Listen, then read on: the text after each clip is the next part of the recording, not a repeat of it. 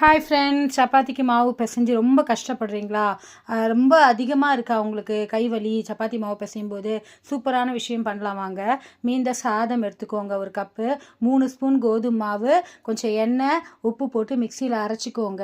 உங்களுக்கு ஸ்டிக்கியாக இருக்க மாதிரி தெரிஞ்சால் கொஞ்சம் மாவையும் எண்ணெயும் போட்டு ஃபர்தராக கொஞ்சம் பிசைஞ்சிக்கோங்க. ஒரு 10 நிமிஷம் மூடி வைங்க ஃப்ரெண்ட்ஸ். அவ்வளோதாங்க. வழக்கமாக நம்ம சப்பாத்தி மாவு பிசைஞ்சோன்னா நல்லா அடித்து அப்படியே இது பண்ணணும் இல்லையா, அப்படியே மெத்து நார்த்துக்கு. ஆனால் இப்போ அந்த மாதிரி வேண்டாம். இந்த சாதம் போட்டதுனால 10 நிமிஷம் அப்படியே ஊற வச்சிங்கன்னா சூப்பரான சாஃப்டான ஒரு மாவு கிடைக்கும். இதை அப்படியே நம்ம எப்போதும் சப்பாத்தி தேய்க்கிற மாதிரி தேய்க்கலாம். தேய்க்கும் போது உங்களுக்கு ரஃபாகவே இருக்காது, சாஃப்டாக இருக்கும். இதை அப்படியே நல்லா காஞ்ச தோசைக்கல்லில் போட்டு எடுக்கும்போது ஃப்ரண்ட் அண்ட் பேக் அப்படியே நல்லா உப்பி வருங்க. அந்த சாதத்தோடைய அந்த மென்மை அப்படியே அதில் இருக்கும், சாஃப்ட்னஸ்ஸு. நம்ம பிச்சோன்னு வச்சுக்கோங்களேன், அப்படியே லேயர் லேயராக வரும். நீங்களும் ட்ரை பண்ணுங்கள். சாதம் சப்பாத்தி சூப்பராக இருக்கும். பாய்.